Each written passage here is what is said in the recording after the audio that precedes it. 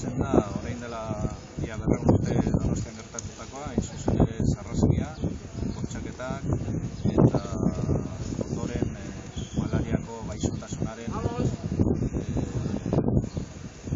jarrera.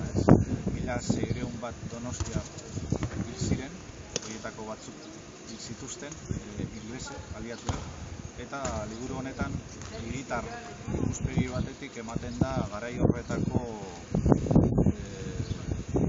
ikuspegi zabal bat. Ez bakarrik Donostian gertatutakoa, baizik eta inguruan ere eta bar. Esate baterako, Donostiako sarraskia burutu zutenek Indiatik zetozen, hain zuzen ere, Wellingtonen armadako soldaduak, ofizialak eta bar. Iturriak izan dira garai horretako udalak egindako bi txosten, gehi egindako ikerketa, gehi 79 lagunen testigantza.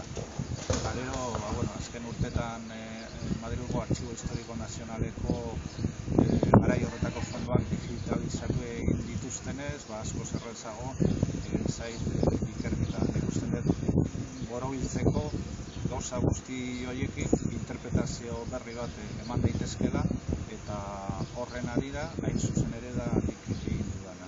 Liburu berri bat gai zahar bati buruz.